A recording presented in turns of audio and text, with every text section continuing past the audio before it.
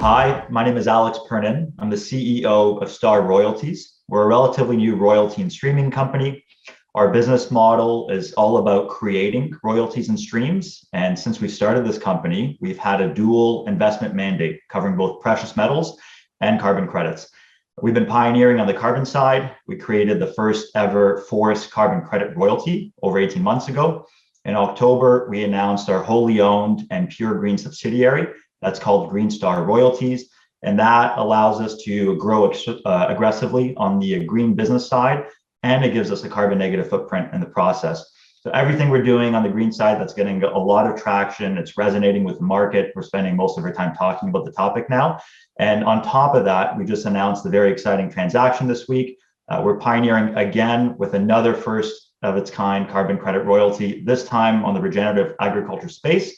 And not only that, but it's in partnership with the top carbon offset developer in North America. Well, Alex, lovely to meet you. I think we caught up previously with Kevin McLean. He's ran us through the STRR Royalties side of the business, and he gave us a little clue that something might be happening on the it's the new spin out called STRR Royalties. So can you maybe tell us a little bit about yourself? What's your background? Sure, Matt. So I'm a geologist by training. I started off in gold exploration here in Canada, in Quebec mostly. I worked in the US for a bit for Freeport. So I was on the copper mining side of the business for a bit. Came back to Toronto, where I'm based now. I worked in equity research, worked at Canaccord Genuity with a few of our teammates, where we're in a group of ex-colleagues that are all working together again. So I was covering precious metals companies, mid-cap producers, royalty and streaming companies. Did that for a few years, moved over to Barrick after that. I was managing capital allocation for Barrick. That was a very interesting job. Most corporate development roles are external facing. You're only looking at M&A. In our case, we were looking at everything, including our whole portfolio and how to spend money the best way possible. So I did that for a few years. That led to the acquisition of Randgold. That was a major acquisition, the biggest one in a decade at the time. And then we also did the joint venture in Nevada between Barrick and Newmont, that's now called Nevada Gold Mines. So that was a deal that was decades in the making, and we finally got it together.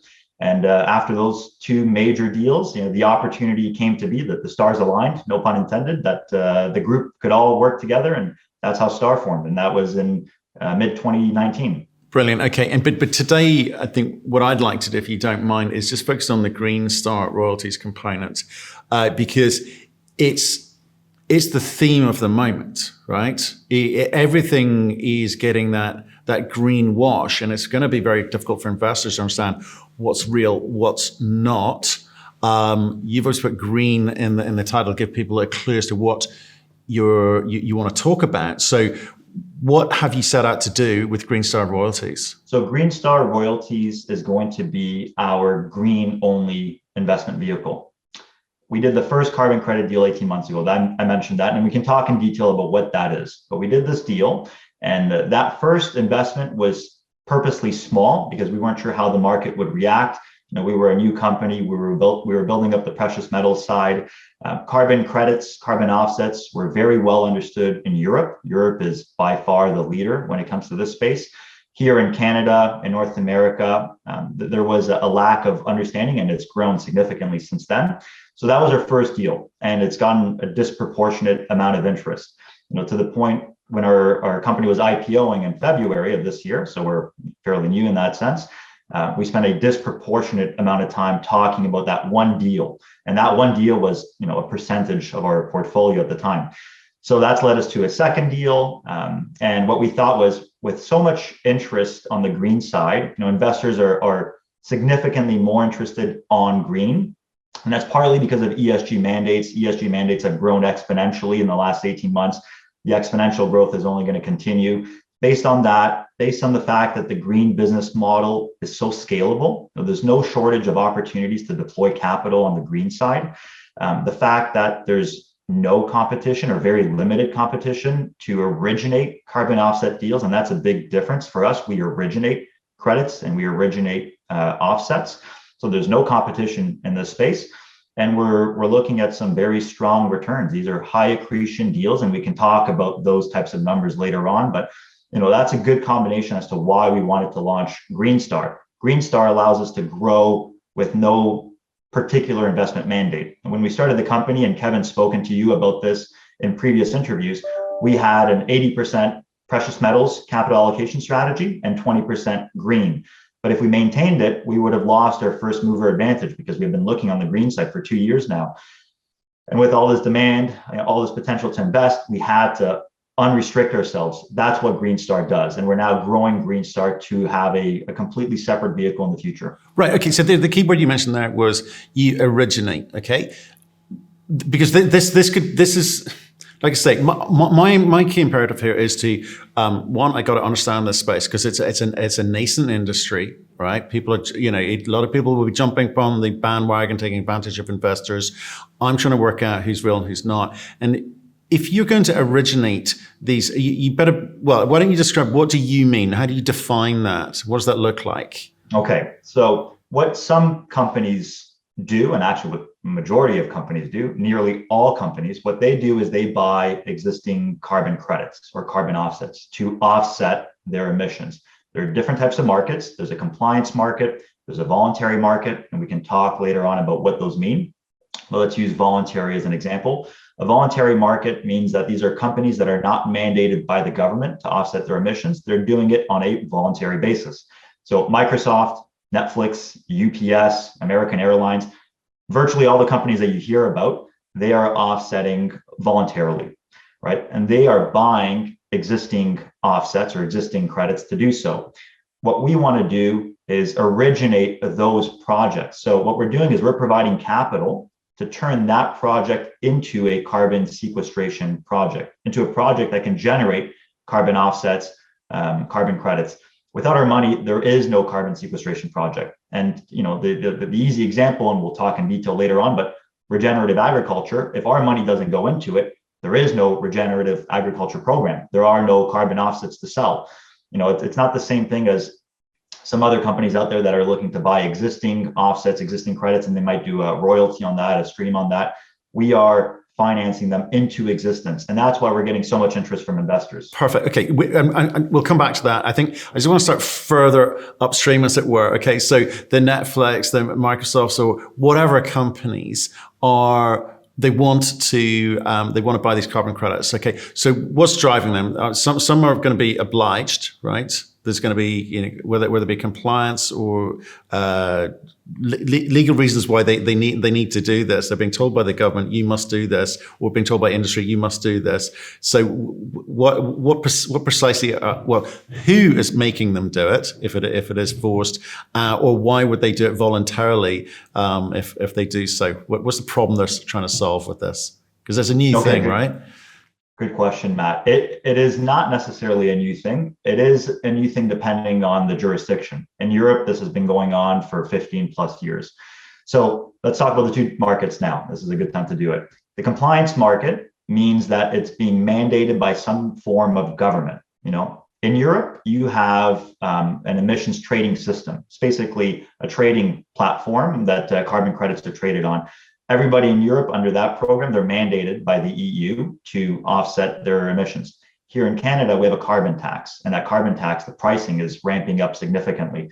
But before we talk about those prices, compliance means that here in Canada, the government of Canada is mandating large emitters like power companies, industrials, cement producers, large emitters that emit a certain amount of carbon dioxide or carbon dioxide equivalent, greenhouse gases in general, that they emit a certain amount per year, well, they have to offset. They either pay a penalty, which is the carbon tax, or they buy carbon credits, okay? On the voluntary side, who's buying them? Well, everybody else. That's the Netflix, the Amazon, you, me, we can buy them personally.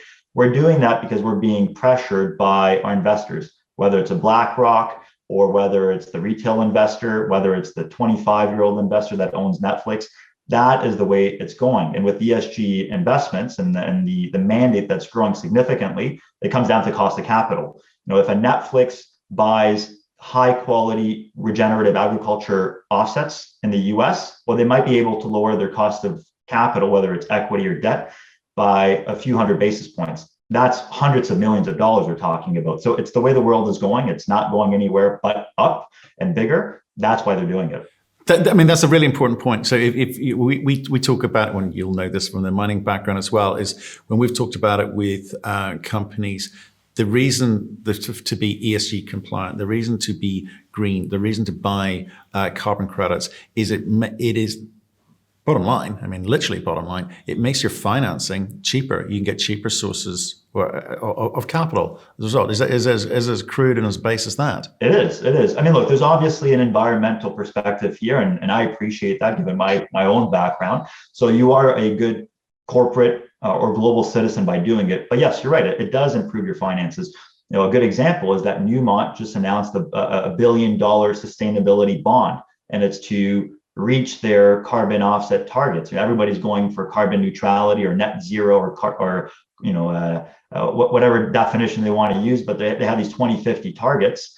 They just announced a $1 billion bond package to do that. So yes, it has a major impact. And when we're talking about companies that size, you know, like I said, a percentage or two, it's very significant. So, and buying credits is going to be cheaper than dealing with carbon taxes, because governments, I'm assuming, well, it's punitive, really. They can make up a number that works for them, which may not work for the company. So it's better to take control of the situation. Is that what they're doing?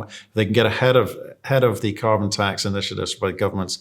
They can, again, save themselves some money. Correct. So let's talk about Canada. In Canada, we have a carbon tax. I mentioned that earlier.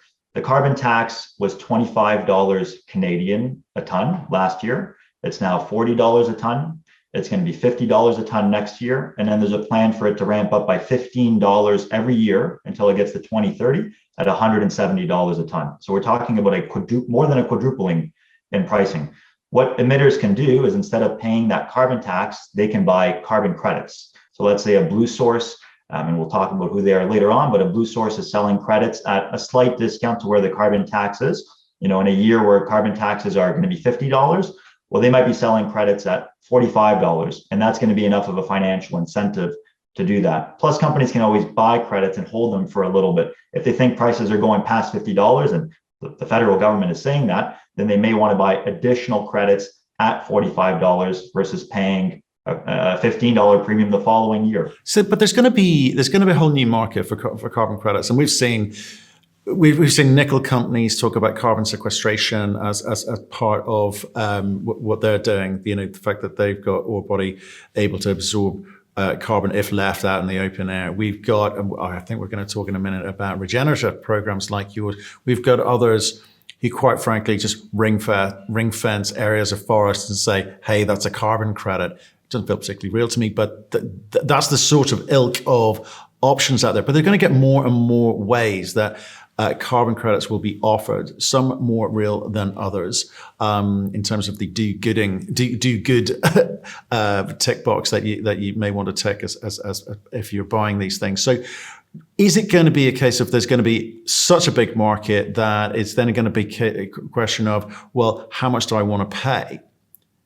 Versus, you know, a slight discount to the carbon tax number, which case, you know, do you think there's going to be a lot of competitive tension around buying? That's right. So, you know, let's talk about the types of projects first of all, because you alluded to it in terms of what projects can actually generate these credits or these offsets. There are the biosequestration projects, which are conservation of forest or reforestation or regenerative agriculture. They're nature-based solutions, and those usually trade at a premium. People are more interested in that because they remove carbon dioxide through photosynthesis or whatnot out of the atmosphere. And to your point about the forests, what you need is to prove that there's a net benefit. You're right. You can't have an existing forest that's part of a provincial park and then, hey, we're going to generate credits here. It doesn't work that way. If that forest is being clear cut and is making a 100-year commitment to be conserved, or if they're about to clear cut it, in the case of an indigenous community that relies on that revenue, then you can easily argue that that's a program that's worth having. But anyways, those are biosequestration projects. There's the mining example that you mentioned, renewables, methane destruction. So anyways, there's a list of opportunities out there that generate these credits. In terms of supply versus demand, you know, if we talk about the voluntary market, the voluntary market is expected to be at about $1 billion this year in 2021. It was a $300 million market last year, $1 billion this year, and it's expected to go to $50 billion by 2030. So $1 billion, what does that mean? If we use Shell as an example, everybody knows who Shell is. if Shell wanted to offset their emissions, and only Shell has to spend $200 million to offset. So they have to buy a fifth of the entire market to offset. There's 30 times as much demand as there are credits. So you can imagine pricing is going to go up, and that's what everybody is excited about. That's why it's such a bullish environment for these credits. But it also means that lots of people are going to be rushing in to take advantage of that situation.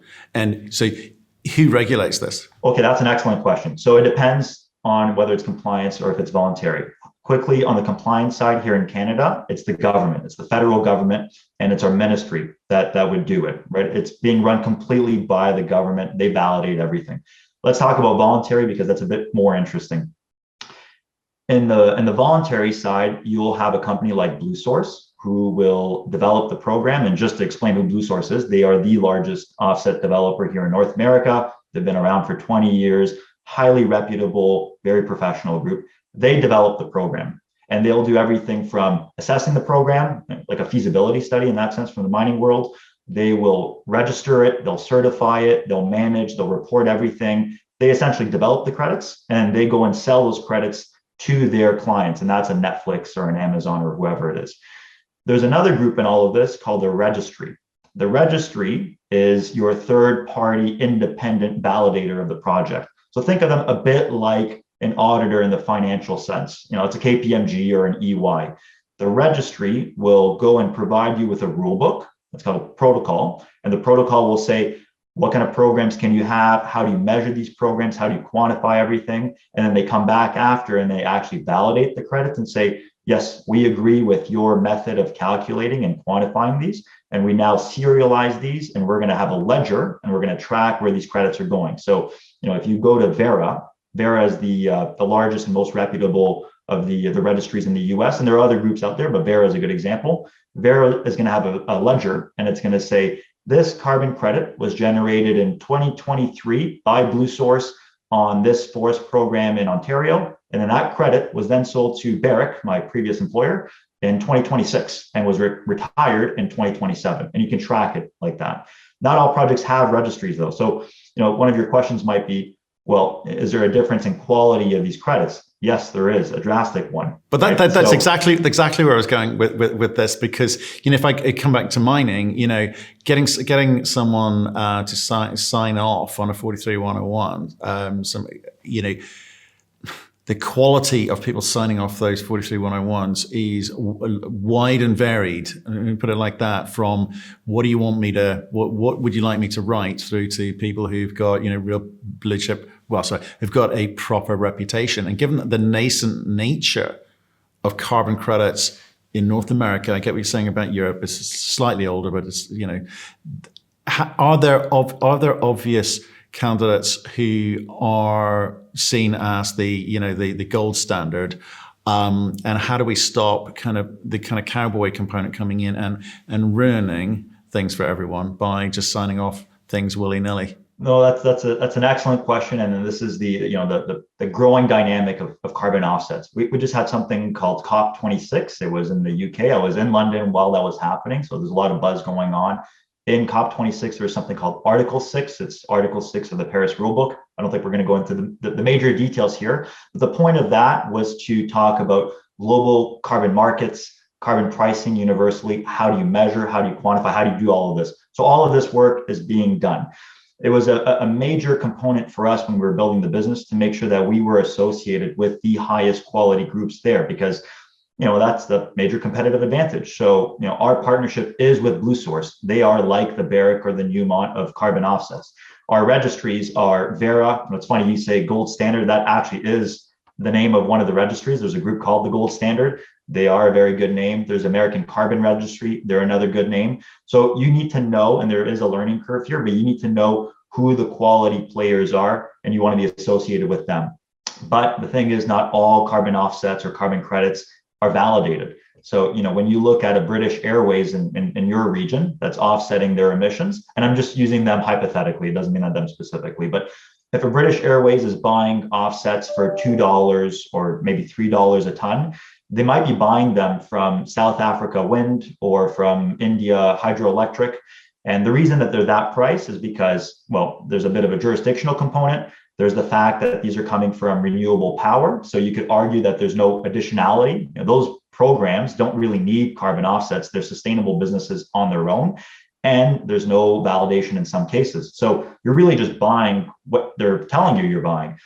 For programs in the US, like this regenerative agriculture program, those credits are trading at $20 to $27 US compared to $1 or $2. And the reason for that is because they're in the US, because they're regenerative agriculture. So you're proving that there's additionality there. Regen ag doesn't work without the credits in the first place. That's the whole purpose there. That is the business.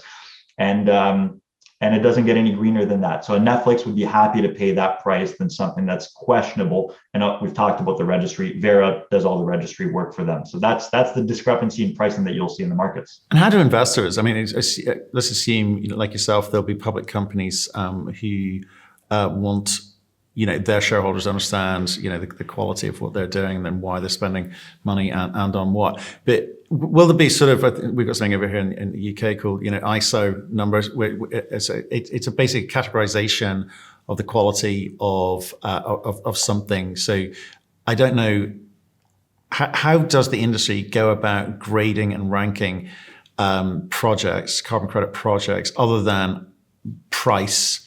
Because, as you say, jurisdictionally there'll be variations there. But in terms of projects that you're hopefully we're about to talk about, which is sort of genuine regenerative agricultural program, versus something which was happening anyway, and people are saying, well, I'll tell you what, we can put a carbon credit overlay over this thing. There's no real net benefit to anyone, but I think we might get away with it. So how do we judge that? How do shareholders judge it? How does the world judge that? Judge those projects? Well, I think we're covering it as we speak, right? Pricing, first of all, is an easy indicator. And I like to use diamonds as an analogy. Right? The diamond space, no diamonds are created equally. You could have two diamonds, they're both 1 carat, and one costs significantly more than the other because it's a higher quality diamond that was mined in Northern Ontario versus some questionable jurisdiction. So keep that in mind. But the way you grade an offset is additionality, and we talked about that.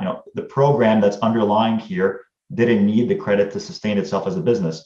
With forest conservation, if it doesn't generate an offset or a credit, well, there is no business. That is the entire business there. So that has a big check mark when it comes to additionality.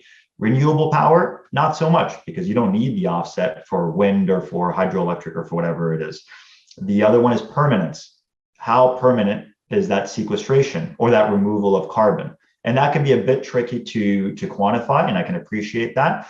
But if you are Netflix and you're buying a credit, or you're a Microsoft and you're buying a credit, you want to make sure that carbon dioxide, or the greenhouse gas equivalent, has been sequestered for a significant amount of time. You don't want the thought of, well, this carbon could be reversed in 3 years from now, right? So that's what permanence is. You have to make sure that this is sticking in the carbon sink for decades plus, right? Then you've got the validation, and the validation we've spoken on, but that is a major driver as to how do you know if this is a high quality project. If somebody like Verra or American Carbon Registry is going there, boots on the ground to confirm everything, then you know that this is going to be a high quality project, because they're providing their stamp of approval. With other ones, you don't really know what you're getting. So there is a learning curve. I appreciate that, but you need to see these types of major players like the Bluesources, like the Verras involved, and that's going to provide comfort knowing what's happening. Okay, understood, and we are getting there. I promise you. I'm just trying to lay this out for everyone, including myself, to understand what can this be games? Because there's going to be some people a little bit more cynical and say it's a PR exercise. This is just a thematic. There have been thematics have come and gone. And companies don't really kind of look out 5 years and worry about, is this permanently sequestered or not? This is a case of, I need to deal with or take advantage of a PR situation today with this theme. Do you think that could be the case with some companies when they enter this? Or do you think that, well, I'm not quite sure how you monitor or measure individual companies' attitudes or performance with this, other than who they've partnered with or who they're paid to partner with at that moment in time? I completely agree. And basically what that's called is greenwashing. So a good example of greenwashing is, McDonald's, and I'm using McDonald's because they just had an announcement that they launched I don't know if it's a new McDonald's location or an existing one, but there's a McDonald's location in the UK that's now wind powered. Okay, big deal. You know, we're talking about McDonald's and their global footprint. This one location with wind power is not really going to matter. That's greenwashing because they're using it as a PR exercise. So sometimes you'll see pushback on carbon offsets in terms of greenwashing, but we need to understand what that actually means. It's not the credit itself that's the problem, it's how the credit's being used. If you are looking at a company that's using carbon offsets as part of their strategy, that's excellent, and you need that because you know that carbon credits and carbon offsets are an immediate actionable item in your green toolbox. You can do it right now, and you should do it right now, and you should do it going forward. The pushback that some companies get is that it's their sole strategy. What you're supposed to be doing is you're using offsets or credits now while you come up with a real plan to transition to net zero, right? And that's electrification, that's biofuels, that's whatever technology. And that takes several decades to do. That's not happening immediately, but that's why you use these offsets. You're getting pushback with some companies because they're only talking about offsetting and say, okay, well, we've offset our emissions. We're done. We cleared that box for ESG investors, but there is no underlying strategy to transition to net neutral. And that's ultimately what we need. So that's the pushback. The other pushback, and we've talked about this just before, are the types of offsets that they're buying. You know, if a company is buying the mediocre offsets that are questionable and they're $1 and whatever, that's not that interesting. And ESG investors aren't going to be pleased or impressed.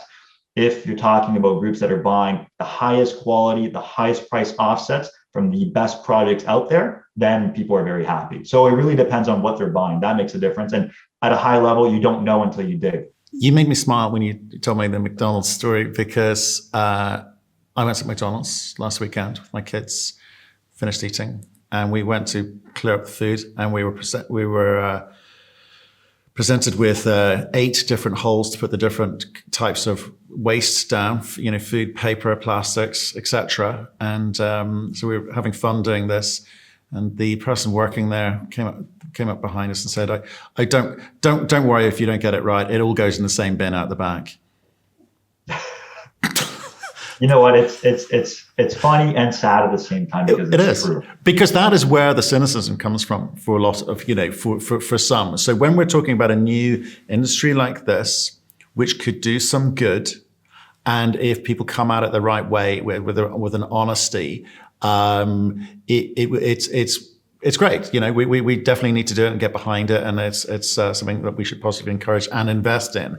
But I just, you know, I want to understand the moving parts so I can ask the right questions of any company doing similar things, whether it be through royalty or directly, the right questions. I think you've helped greatly. But we better get on and talk about what you're doing, because you put out an announcement earlier this week, which was really intrigued me. I mean, I like the main business. I've enjoyed the conversations with Kevin, but you've already mentioned obviously Bluesource here. But why don't you tell us a little bit about this press release? Because again, I do want to ask you about questions about what it is that you're trying to build with this particular program. Okay, absolutely, and we were very excited to announce it. So maybe I'll start off. You know, this is an in-depth subject. We'll break it down a little bit. We have been working with Bluesource for the last 18 months or so. You know, that first deal that we did, that first forest carbon credit royalty, that's a Bluesource project. And we worked with them again on another opportunity in Alberta, another forestry program with an Indigenous community there. And at the beginning of this year, we had a discussion with Bluesource and we said, we really want to build up this business with you. How can we work together? Where do you see the future of offsets or credits? And that was regenerative agriculture. And I'm going to call it Regen Ag for short, just because it's less of a mouthful. So since the beginning of this year, we've been working with them on pioneering the structure. Regen Ag is not new. It's been around forever. And to be honest, that's how farmers used to farm until it became a lot more mechanical in the last couple of hundred years. But that was the opportunity. So the press release that we announced on Monday of this week is Green Star putting up $5 million US for a Regen Ag program. And what we're specifically spending money on is subsidizing these probiotic fertilizers. And I'm going to explain what that is. So essentially what we have is Bluesource is going to be managing and developing a carbon offset program in the US. It's going to start off in the US. The scalability is enormous, and that's something that we're excited about. I'll talk about that in a second. But you're probably going to say, well, what is regen ag? So we should talk about that. Regen ag is a wholesome approach to farming. So it's multiple practices, and it's all about soil health and increasing your soil organic matter. And you do that in various ways, hence the multiple practices. You do that by reducing your tillage of your farm. You incorporate cover cropping practices. You increase your water management systems. You introduce biodiversity, and you have probiotics. And probiotics, think of them like a soil yogurt, where you put them as a fertilizer and they enhance or they accelerate carbon sequestration into your soil. So that's what regen ag is. And remember, we're only subsidizing one component. So all the other components are going to be free upside for us. Now, if we go back to the program, Bluesource is developing this program. The first iteration, which is this pilot program, that's going to cover 320,000 acres of farmers in the Midwest US. And that's where we're going to start off. Those 320,000 acres of farmers, they're going to practice regen ag. And they're going to do all the different things that we talked about, including using this probiotic soil product, this microorganism product that they're going to put onto their soil. That's going to sequester carbon dioxide into their farmland. We're going to be able to quantify after every growing season how much carbon dioxide is being sequestered. That's how we determine how many credits or how many offsets we get, because for every ton of CO2 that's sequestered, that's one offset that we can sell. And we expect this program to generate over 500,000 offsets a year. And it's going to do that for 10 years. So that's what the program itself does. Why do we want to do this program? Well, the first one is it's a very good deal. At the end of the day, we're an investment company. What we're doing here is we're putting up $5 million, and we're going to be getting roughly 100,000 offsets a year. Our revenue equivalent is over 100,000 offsets of the 500,000 offsets.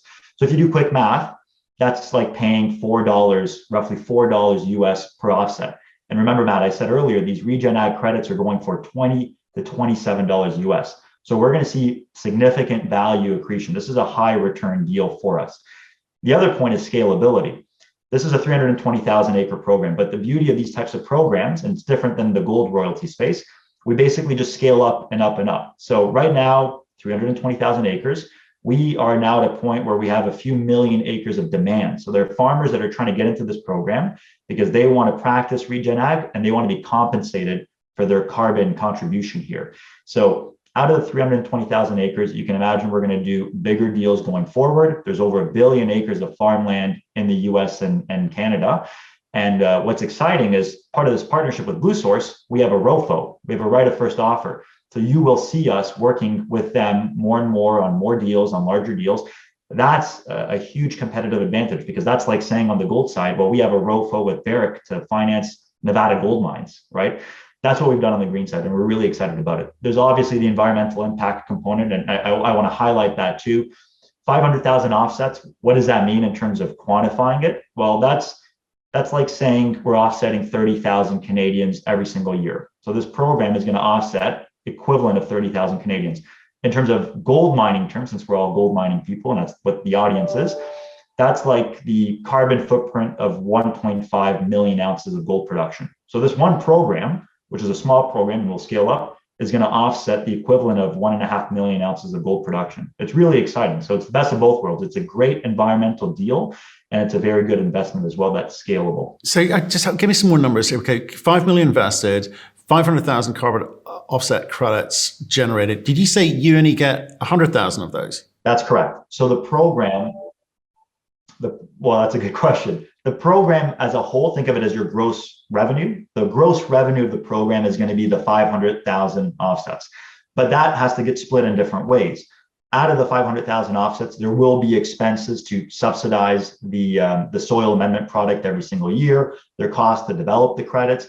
There's going to be a part of the cost, a part of the revenue that goes to Bluesource. That's how Bluesource gets compensated. And there's a big component that goes to the farmers as well. So part of what we brought in, with our intellectual property of financing things, and that's why we've worked with Bluesource, and that's why they've approached us to work here with them.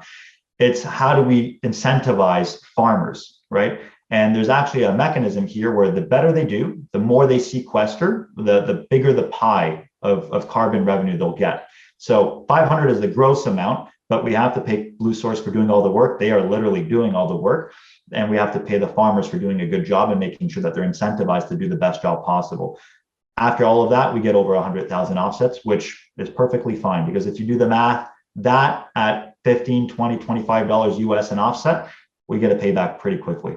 Right. So, so I want to keep going on this one. So $5 million, does anyone else put any actual money in? Is it, or is it just you?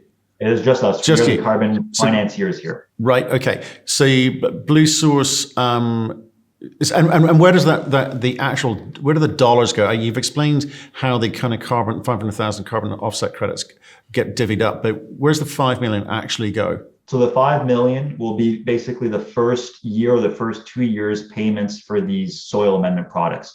We want to make sure that the farmers jump onto this program, they adopt the program, and we don't want them to have to pay out of pocket, right? We want to make sure that this is as attractive as possible. So the $5 million goes to subsidize that product, the soil amendment or probiotic product.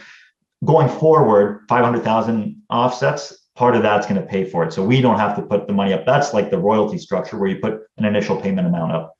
So the bulk of the 5 million gets given to the probiotic person, which is a separate firm, or is that Bluesource's proprietary product as well? Good question. I'll bring that up now. There's another firm here, and in this case, they're called Locus Agricultural Solutions. They are the soil amendment company. They're basically a green tech, green ag company. They're the ones that manufacture this.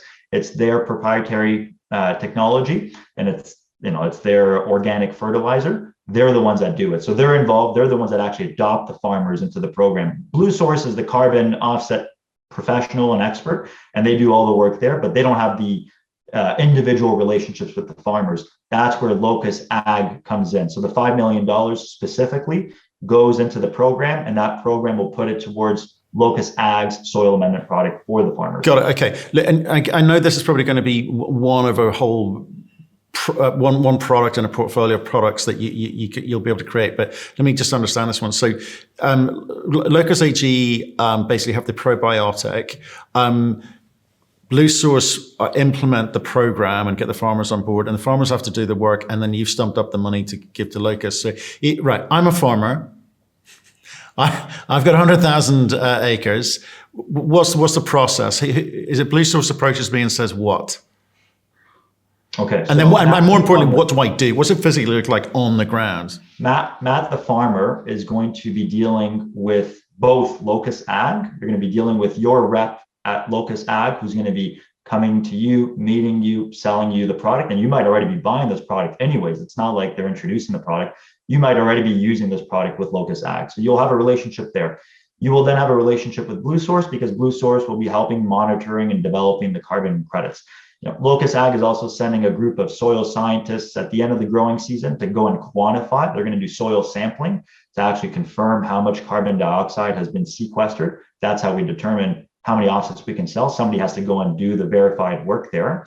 And what you're doing is you're doing your regen ag practices. So the low tillage, the cover cropping, the fact that you're using the probiotic, you're farming just like that. And why you want to do this is not only because you're going to be getting a good revenue split of the carbon credits, and that could be very meaningful, but you should be getting a meaningful increase in your crop yields. By doing all of this and by farming in this more sustainable way, and this is why regen ag is becoming more and more popular, and using this product specifically, you can get up to 40% plus crop yield increases, whether you're farming corn or wheat or barley or whatnot. So you are going to have a healthier farm. You're going to be generating more money per acre with your produce, and you're going to be getting money from Bluesource with the offsets that they're generating. Got it. Okay, so Farmer Matt here, I'm going to grow my corn as usual. I potentially will get bigger crops, and I'm going to sell that. That's my money entirely.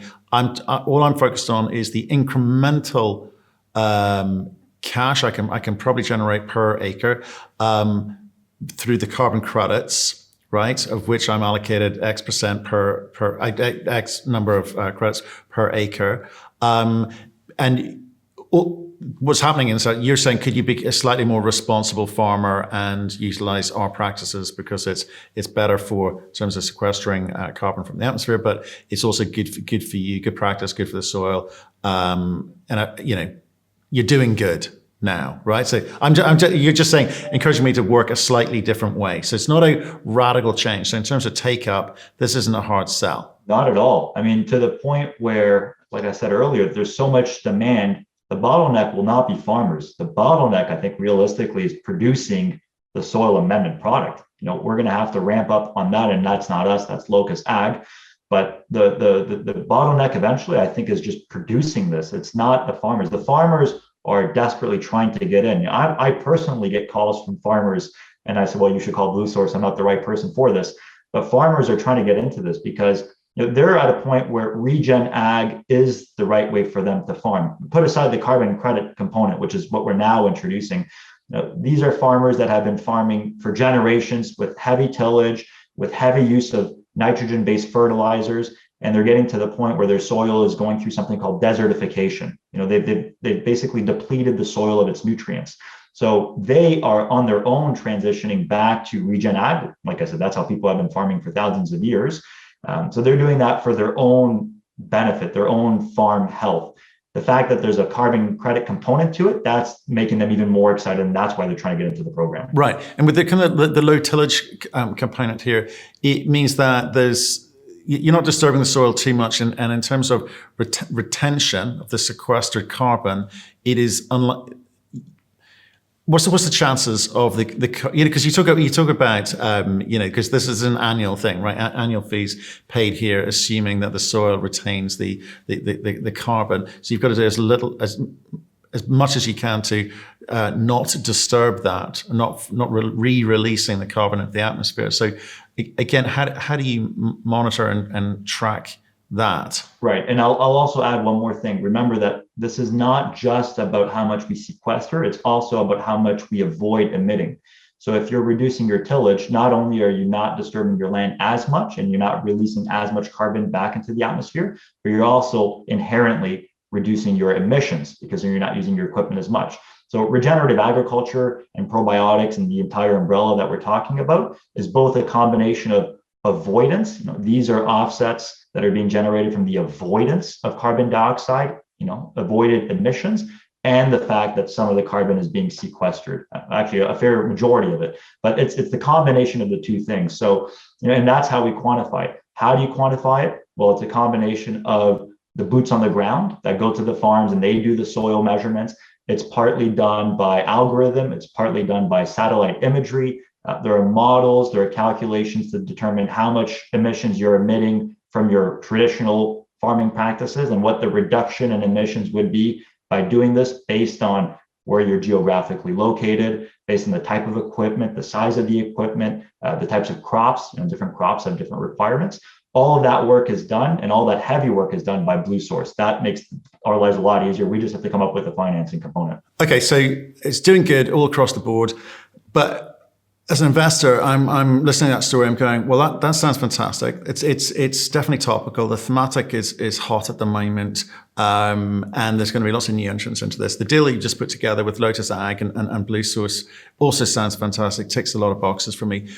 Why am I investing into your royalty company and not going after Locust AG, because they're going to have to make more of this stuff? Companies like you are going to pay them to do it. Surely they're going to do, really, really well out of this as well. What's the kind of leverage that you've got versus them? I'm sure they'll do well, and I hope they do well because we're all partners in this situation. But it's the same question as to why would you want to own us versus our underlying operator? Because the royalty business model is a more robust one at the end of the day. All we're doing is we're providing upfront capital one times, and then we're going to be getting cash flow every single year from that point on. And just like the royalty business model, we have all the added benefits that we would on the gold side.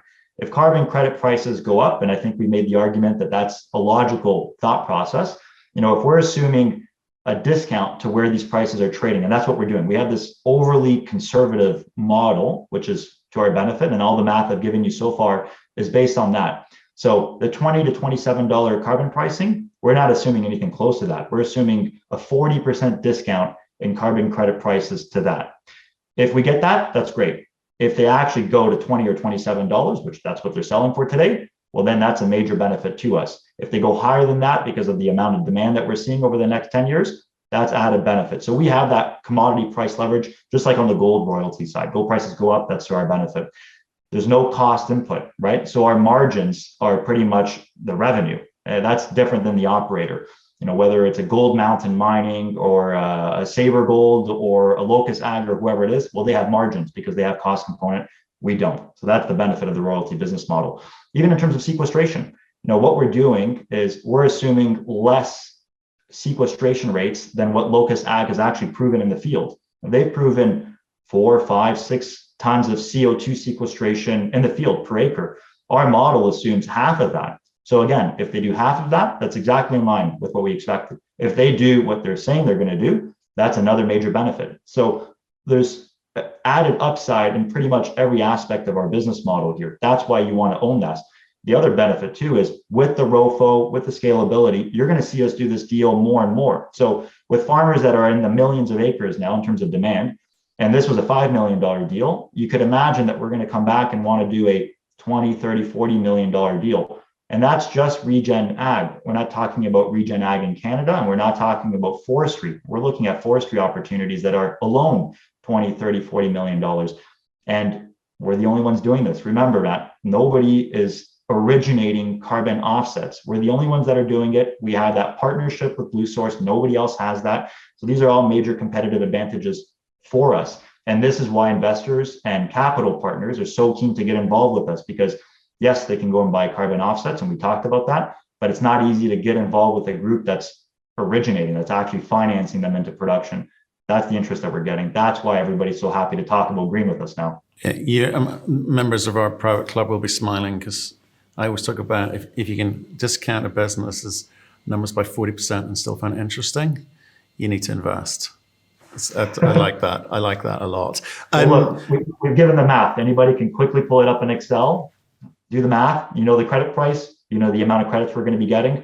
You're going to see that your NPV or your NAV is going to be multiples of what we paid for. And this is only going to scale up. So that's why we're so excited. Yeah, you absolutely should be. And look, I'm very excited to see it. So I'm also conscious of the amount of time I've taken up, which is, so I want to say, look, thank you very much for the education and just trying to help us understand all the moving parts and variables. That's been fast. That was fascinating for me at the beginning. Really nice to see how you're moving forward with this project with Bluestone and obviously building that and scaling that one product. I'm sure there'll be more. And I'd love to hear you come back on and talk about some of the other green, I shouldn't phrase it green opportunities, some of the other financial opportunities and how you're going to fund those and where the money's going to come from. It's a very interesting space at the moment. So Alex, thank you for today. Appreciate it. Thank you, Matt. Take care.